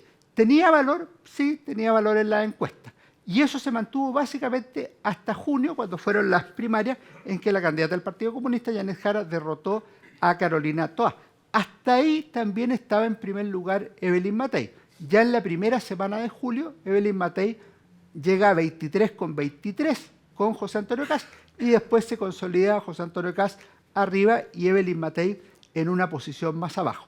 ¿Nos dice algo eso? Nos dice mucho, pero hasta hoy. Lo que habría que ver es qué pasa. Por ejemplo, tenemos una semana o 2 semanas con Evelyn Matei deteniendo la caída e incluso subiendo, con Kast deteniendo la subida e incluso bajando un poco. Más móvil ha sido la situación de Yanet Jara. Pero si le creemos la encuesta, que ese era mi argumento, y pasan a segunda vuelta Yanet Jara y José Antonio Kast, vamos a tener una tremenda novedad histórica. Primero, una novedad histórica por quienes pasan. Pasan 2 personas de partidos marginales o inexistentes en los últimos 30 años. Y en segundo lugar, habría un presidente de la República, quien gana en segunda vuelta, de un partido que por primera vez gobernaría Chile, el Partido Comunista y el Partido Republicano, con las alianzas que formen para esa segunda vuelta. Pero el Partido Comunista no ha tenido presidente de la República, el Partido Republicano no ha tenido presidente de la República. Ahí el rasgo no estaría solo en la incertidumbre, que lo está, sino que también en la novedad, que es una cosa que me parece necesario tener en la cabeza. 2 o 3 últimos comentarios. Primero, tenemos una elección con considerable menor discrepancia ideológica que hace 3 o 4 años. Cuando uno dice, podría darse el caso de que los 2 extremos de la política estén en segunda vuelta, republicanos y el Partido Comunista. Puede ser. Pero si uno mira los programas se han centrado. O sea, no tienen que ver con lo que pasaba en el año 2021, qué sé yo, que el candidato ganador proponía el fin de la AFP, una nueva constitución y otras cosas. Eso no está en discusión ahora, como que se angostó el espacio de deliberación política en Chile. Y eso, a mi juicio, tiene un cierto significado importante. Lo segundo es que tenemos una real fragmentación que se da en los partidos, pero también se da en los independientes. O sea, al final hay un tema ahí, y es que el Congreso no ha querido o no ha podido, o las dos cosas, solucionar el problema institucional, que es relativamente fácil de solucionarlo. A mí me parece, por ejemplo, que un parlamentario tiene todo el derecho a abandonar el partido, pero al abandonar el partido deja también el cargo al que pertenece. Podría ser, y podrían no reemplazarse, o podrían hacerse otras cosas. Lo que quiero decir es que tiene una solución posible que no se ha ensayado en Chile, porque esto afecta a los distintos sectores. ¿Qué significa que haya una fragmentación grande, que haya un cierto espíritu de novedad y que haya 24 partidos? Es que tenemos una competencia que es doble. Nosotros hemos enfatizado acá fundamentalmente la competencia presidencial, pero hay una segunda elección, que es la elección parlamentaria, que renueva la totalidad de la Cámara de Diputados y la mitad del Senado aproximadamente. ¿Y esto por qué tiene relevancia? Porque nosotros vamos a elegir gobierno probablemente en diciembre y no en noviembre, pero en noviembre vamos a elegir Congreso Nacional y casi con certeza se puede decir que el próximo gobierno, sea el que sea, va a ser un gobierno de minoría, en cualquier caso. Y eso tiene ciertamente relevancia tanto para la gobernabilidad, de lo que se apela, tanto como para el ejercicio o llevar a práctica los programas de gobierno. Termino con una idea que viene desde la historia, pero sirve a la política. Cuando las personas deciden elegir a alguien, a Bachelet, a Piñera, a Boric, por nombrar los 3 últimos gobernantes que ha tenido Chile, lo eligen por las virtudes que tienen, no lo eligen por los defectos. Los que no votan por ellos privilegian los defectos. O dicho en otras palabras, saben que tienen defectos, pero dicen, pero el del frente tiene más defectos. Entonces, privilegian algo que les gusta, lo que sea. En Bachelet sería la protección social, por poner un ejemplo. En Piñera la capacidad ejecutiva de crear empleo y mejorar la economía. Y en Gabriel Boric sería esta idea de cambiar hacia una sociedad más justa. Ese es el día de la votación. Eso es lo que se llama en historia el horizonte de expectativa. O sea, si gana mi candidato, vamos a estar así. Y generalmente está floreciente, el país está mejor. Cuando gobierna el candidato, estamos en lo que se llama el espacio de experiencia. Ya no es el horizonte de expectativa. Yo ahí lo que juzgo es la realidad, ya no es la promesa. No es que lo va a cambiar todo, no es que la protección social va a mejorar, no es que va a haber una excelente situación económica, sino que lo evalúo tal cual. Y si antes existía una luna de miel, es decir, se toleraba que el gobierno se demorara un poco en llegar al cumplimiento de esos resultados, hoy día la luna de miel es cada vez más corta. Es decir, en 2, 3, 5 semanas, podríamos decir la Semana Santa del próximo año, que a comienzo de abril, el gobierno ya va a ser juzgado y no hizo lo que había prometido. Y los chilenos en esto son veleidosos, entonces dirán, hoy este gobierno no ha hecho nada, pues ya 2 semanas gobernando, escasamente ha designado alguna autoridad, pero eso pasa. Y eso es bueno tenerlo también en la cabeza para no tener sobreexpectativas, pero también, me parece a mí, para no ser en exceso críticos de quién gobierne a partir del 11 de marzo próximo. Gracias.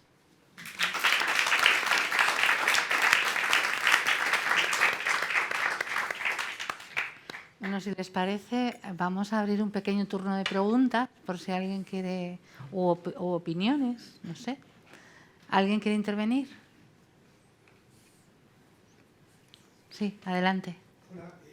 Hola, buenas tardes a todos. Mi nombre es David González. Yo quería hacerle una consulta a la doctora que habló del ámbito de las redes y de la aplicación, ¿no? Porque si bien usted planteó y que acá por lo menos se destina que la publicidad que se realiza en redes de las campañas se tiene que ser sacadas, retiradas en cierta fecha, ¿no? Yo quería preguntarle si es que eso también es válido para las plataformas que son personales o para las plataformas que son de algún partido político que no son estas comerciales como Facebook, Twitter. Es decir, por ejemplo, la web de los partidos tendrían que sacar la publicidad también? No, ¿O yo en mis muros personales? no, ¿No? no. Sí. Eso, O sea, se entiende cuando hay contratación de propaganda de publicidad política es porque estás pagando por eso. Que en el caso de los dos casos que usted me pone entiendo que son autopublicaciones, ¿no?, que ustedes hacen. O sea, es que usted paga a fulano o a tal blog o a tal red o a tal para que tengan esas publicidades en determinados momentos con este precio, etcétera, ¿no? Sí, o sea, sí. exclusivamente cuando hay contratación de Contratación de publicidad política, sí. publicidad. Vale, gracias. ¿Alguna palabra más? ¿Alguna intervención? No, si no hay palabras pedidas. No, adelante, sí, una señora. Sí. Una pregunta un poco fuera de las elecciones. ¿Nos podría comentar un poco más acerca de estas encuestas dominicales? Yo como española, para mí es un poco llamativo. ¿Las hacen empresas privadas? ¿Es algo que hace el gobierno? ¿Cómo surge eso de la encuesta dominical? Sí, lo que pasa es que en Chile tenemos varias encuestas, esta que se hace semanal de una empresa que se llama CADEM, que es una encuesta telefónica, ¿no? Llaman a las personas a sus móviles, ¿no?, una muestra y seleccionan, tienen un tamaño, y sobre eso hacen una proyección nacional del resultado, y ahí es donde empiezan las dificultades, porque primero las encuestas está sobre, digamos, estimando la población de los centros urbanos, ¿no? Porque normalmente no llega, hay una muestra representativa, pero la muestra no se hace en todo el país, ¿no? Por lo tanto, los sectores rurales, los sectores que tienen menos presencia, ¿no?, o incluso determinados públicos no responden a esa encuesta. Bueno, en base a esos datos, todos los domingos esta encuesta emite un resultado. Ese resultado lo toman los medios de comunicaciones que editorializan, ¿no?, a partir de la encuesta hacen y crean el escenario, ¿no?, donde dicen quién va ganando, quién puede resultar ganador, pero eso, como decían todos quienes me antecedieron en el panel, es una fotografía de un momento, no quiere decir que eso vaya a ser el resultado, porque las encuestas electorales de verdad que se hacen, ¿no es cierto?, con una metodología muy precisa, ¿no?, que son caras, que son costosas, evidentemente se tienen que hacer más cerca del momento de la elección. Entonces, hemos estado con esta obsesión en Chile, no sé si en otros países, pero en Chile, de todos los domingos, estar muy atento a lo que dice la encuesta. Y el día lunes, martes, miércoles, se comenta la encuesta del día domingo. Entonces, es como un círculo vicioso, porque no hay, se va generando la misma conversación. Las encuestas lo que captan es conversación, ¿no? Entonces tenemos estas encuestas que se hacen telefónicamente. Y las otras encuestas que se hacen en Chile son vía paneles online, que se llama. O sea, yo digo, yo quiero ser encuestado, me inscribo y me envían a mi computador, a mi correo electrónico, un cuestionario que yo debo responder en un determinado número de días y mandar esa respuesta. Eso tiene un problema que se llama el autosesgo, porque en el fondo yo decidí responder, ¿no es cierto? Yo dije, yo quiero responder encuesta, ¿no? Entonces hay un autosesgo, porque le están preguntando a una persona que dice que quiere responder encuesta porque me gusta responder encuesta, pero no necesariamente yo soy el prototipo del conjunto de la población. Entonces tenemos estas dos dificultades. En Chile hay una sola empresa, todas estas otras empresas son privadas, y como usted muy bien lo dice, son empresas que alguien les encarga hacer estos estudios. No lo hacen por amor al arte, ni son gratuitos. Entonces aquí además también hay intereses económicos, ¿no? Hay una sola encuesta en Chile que se elaboraba por el Centro de Estudios Públicos, un centro de pensamiento liberal, qué sé yo, con mucha reputación en Chile, y ellos hacen 2 encuestas anuales, pero son las únicas encuestas que son cara a cara. O sea, van a las casas, ¿no es cierto?, y entrevistan a las personas con un cuestionario cara a cara, ¿no? Es una encuesta más cara, tiene mayor nivel de sofisticación, pero es de las pocas encuestas que son creíbles, pero en general hoy día, como digo, la gran dificultad es que estamos tomando estas fotografías como si fueran el resultado, ¿no? Y lo que hacen las encuestas son, insisto, mostrar la percepción que tiene la gente en un momento, pero no puede a partir de eso proyectarse un resultado. Sin embargo, se presentan como si fueran resultados, y ese es el gran error que están teniendo los estudios de opinión en Chile. Si me permite añadir una cosa, o una repregunta también para ti, Marco. es que nos pasó en el caso, el estudio de las elecciones últimas del Perú, las de Castillo, la que ganó Castillo como presidente. Castillo no estaba en las encuestas. Es que no estaba en las encuestas. Entonces, por eso cuando has hablado del voto rural, urbano, ¿cómo se siente el voto? ¿Cómo se mide el voto en Chile, incluso del sur? No sé, en las zonas. Claro, es el que no se logra identificar bien, ¿no? Hay mucha de esa gente, además, que no votaba porque el voto era voluntario, ¿no? Si no tienen interés en votar, menos tienen interés en responder encuestas cuando los llaman por teléfono para decirle o hacerle las preguntas. Además, estas encuestas, las del día domingo, le preguntan sobre varias cosas a la persona. No es que le pregunten solo preguntas políticas. Le preguntan, ¿le gusta la Coca-Cola o la Pepsi-Cola? ¿Le gusta, ¿no es cierto?, comer arroz o le gusta comer lenteja? Y después le preguntan, ¿y si las elecciones fueran el domingo, por quién votaría usted? Entonces, evidentemente, porque la encuesta tiene que financiarse, ¿no? Ellos venden esos resultados a otras personas que las contrataron. Entonces, por eso digo que hay un sesgo, no solamente en Chile, sino que en muchos lugares con los estudios de opinión, ¿no?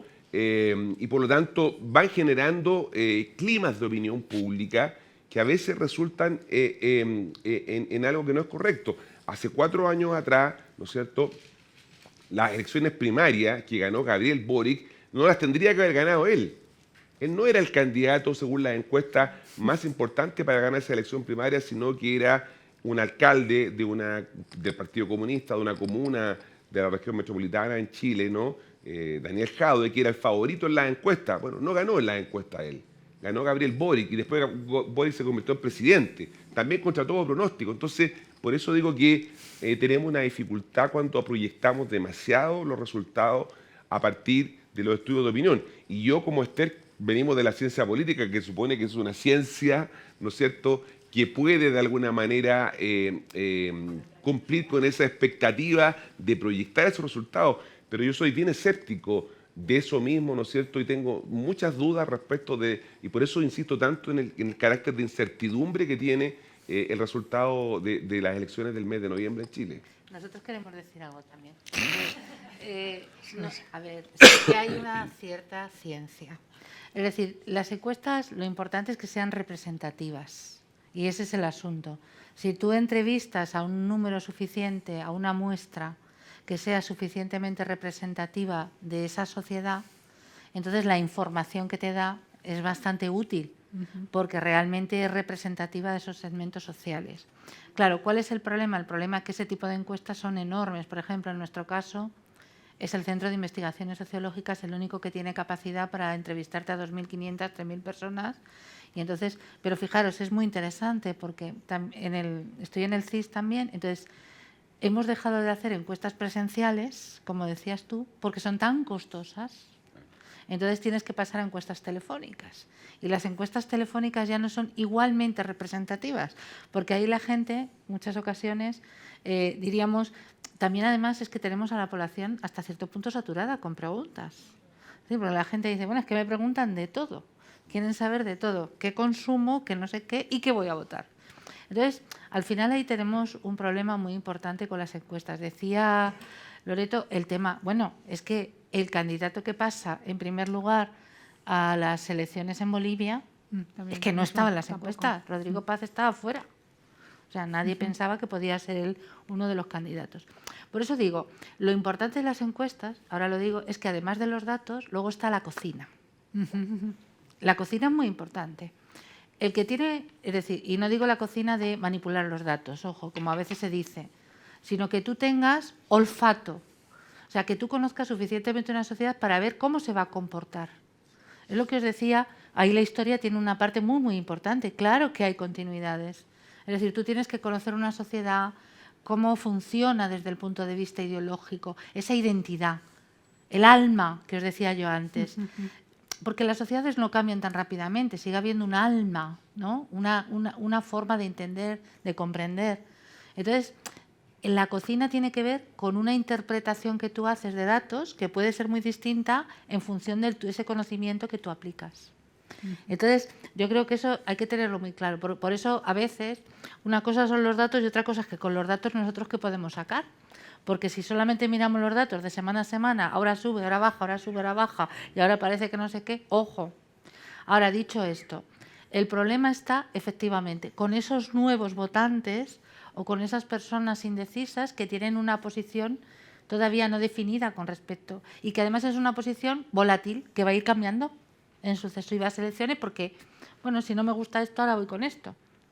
No tienen, por ejemplo, yo siempre recuerdo, mi primer choque cultural con Chile fue cuando yo llego a Chile, hace muchos años, la identificación partidista, las familias políticas, todo el mundo decía, yo soy tal. Bueno, yo no comparto que la UDI y Renovación Nacional sean centro-derecha, pero bueno, eso es una discusión. Para mí son derecha, ¿no? Más a la extrema derecha, o lo han sido históricamente. Pero bueno, pero quiero decir, todo el mundo tenía una identificación partidista, ¿de acuerdo? Importante. Entonces mi papá era socialista y yo soy socialista y mis hijos eran socialistas. Eso es lo que se ha ido perdiendo, que sigue manteniéndose en algunos casos, sobre todo en gente de nuestra edad, ojo, pero la gente más joven ya no es eso. Es decir, ese es electorado mucho más volátil que responde a una combinación de factores que tiene que ver, pues efectivamente, con la situación económica, con mis expectativas, con mis frustraciones y con lo que me emociona en un determinado momento. Si supiéramos la fórmula sería fantástico, porque podríamos, de acuerdo, prever qué pasa. Y eso no somos capaces de hacerlo. Tenemos olfato. Es decir, yo creo que aquí todos podríamos hacer una porra electoral y algunos ganarían, otros no ganarían, pero tenemos ese cierto olfato porque tienes esa sensación. Dentro de lo malo, tengo que decir, Chile es más predecible a pesar de la incertidumbre que Argentina o que Perú. O sea, yo lo veo claro. Hay más capacidad predictiva. Y ahora el historiador, a ver qué nos dice. Sí, solo dos cosas. Una, yo en esto siempre hay cosas para criticar o para valorar las encuestas. Yo creo que tenemos una encuestitis y una electoralitis excesiva. O sea, Chile tiene una serie de problemas sociales, por ejemplo, que no hemos tratado, porque estamos concentrados en las elecciones. Y eso pasa. Con las encuestas pasa lo mismo, pero yo creo que no hay que sobrevalorar las encuestas, pero no hay que subvalorarlas. Y en esto cada uno tiene, no solo con las encuestas, sino también con el olfato, la intuición y otras cosas. Pero a mí me tocó dar charlas del 2021, privadas y públicas. Y yo siempre dije, siempre el último mes, que ganaba Gabriel Boric las primarias y que ganaba Sebastián Sichel las primarias. Y en el último caso, en el caso de las primarias de derecha, tuve la ocasión de entrevistar a Sebastián Sichel y a Joaquín Lavín, y los dos tenían claro que ganaba Sebastián Sichel y no Joaquín Lavín. Los dos, ellos, el ganador y el perdedor. Y cuando tú le preguntabas por qué tienes tan claro, era básicamente por las encuestas. Y te nombraban 2 o 3 encuestas. Ahí tiene razón Marco. Uno no puede creerle todo a Cadem los domingos. Pero hoy día está apareciendo Panel Ciudadano los viernes en la noche, está apareciendo Criteria los domingos en la mañana y Cadem los domingos en la noche. O yo puedo estar muy perdido, pero los resultados son bastante equivalentes. Hay subidas y bajas que son distintas, pero sí, yo creo que ahí el ejercicio está bien hecho, porque está hecho con promedio. Sí. Y me parece que no hay una cuestión que uno diga, mira, esta la mandó a hacer el amigo y va ganando lejos la primera vuelta y cosas por el estilo. Y solo para terminar, yo en esto, a mí me da lo mismo que sean de derecha o de centro derecha, porque esa es una ubicación geográfica. O sea, si ustedes ven el mapa de Chile, y le llamamos como Esther a republicanos extrema derecha, a los otros UDI Renovación Nacional derecha, estaría la izquierda o centro izquierda, no sé cómo le llamas tú, al Partido Socialista y al PPD y a la Democracia Cristiana. Bueno, pero no por ese orden, Democracia Cristiana, PPD y Partido Socialista. Es que yo lo subí con el parking. Está bien, está bien. De acuerdo, ojo, y en el parking estaría en la extrema izquierda el Partido Comunista y el Frente Amplio. Puede ser, pero yo tengo la impresión que el término extrema tiene algo de peyorativo, entonces prefiero decir la izquierda, nítida, el Partido Comunista, el Frente Amplio, la centroizquierda, la centroderecha, la derecha. Pero no tengo mayor rollo con eso, salvo el respeto a la autoidentificación que ellos dicen. Es como cuando uno dice, este candidato es demócrata cristiano. Eso no es un insulto, es una descripción, es como decir un popular, un socialista, un Podemos, un Vox. Y uno los describe en vez de entrar a calificarlos, pero viva la libertad en eso. No, pero no lo digo por eso, lo digo porque ¿cómo medimos nosotros? Nosotros medimos autoubicación ideológica. La ubicación ideológica es, tú preguntas a un elector dónde ubican los partidos. Sí. Tú preguntas a los diputados, es que nosotros hicimos todas las encuestas de élites parlamentarias. Sí, sí. Entonces tú preguntabas a los diputados dónde se ubica usted y preguntabas al resto de los partidos y diputados dónde ubica usted a este partido. ¿Dónde estaba la UDI? No existía, efectivamente, republicanos en ese momento. No, hemos hecho encuestas en todos los legislativos desde el año 95 Pero la para UDI acá. hoy día no se ubica en la derecha. La UDI hoy en día se ubica en la derecha, claro, ¿ves? Ahí tenemos un problema ideológico importante. No, tenemos un problema de autodescripción. Si tú le preguntas a la candidata de Evelyn Claro, Matei, la candidata de Evelyn Matei está diciendo, mira, nosotros Claro. representamos al mundo de la concertación y de la centro-derecha. Sí, pero te lo estaba intentando explicar. Entonces, cuando tú le preguntabas a los candidatos de la UDI dónde se ubicaban ellos, se iban al centro-derecha. Pero ¿dónde les ubicaban los demás? ¡Brum! En la extrema derecha. A eso me refiero. Lo que quería decir con eso es que la autoubicación es fruto de un proceso, de acuerdo, de ubicación ideológica de distintos, diríamos, porque claro, normalmente todos tendemos a moderar nuestra posición ideológica, sobre todo lo de los extremos. Si tú le preguntas a los diputados del Partido Comunista, también te van a decir, yo no soy extrema izquierda, yo soy izquierda. Vuelvo a decir. Pero lo que sí que está claro es que parece, porque claro, aquí los politólogos tenemos la teoría del votante mediano, no os vamos a dar clase de ciencia política, pero claro, la idea es que ya no estamos en ese modelo del votante mediano, estamos en un modelo de polarización. Y eso es lo que nos está generando problemas. Perdón. La última, o nos tenemos que... Yo creo que en la discusión que tenéis entre vosotros habría que definir qué es lo que es extrema izquierda, centro, derecha. Tal cual, tal cual, Vale. tal cual. Bueno, muy interesante. gracias a Yo todos. quiero, ya que me... Claro. No estamos de acuerdo. Bueno, yo que me ha tocado participar, nada, quiero agradecer a los compañeros y sobre todo a ustedes que han tenido la paciencia de escucharnos. Espero que les haya resultado de utilidad y muchísimas gracias a Casa de América por la oportunidad. Muchas gracias.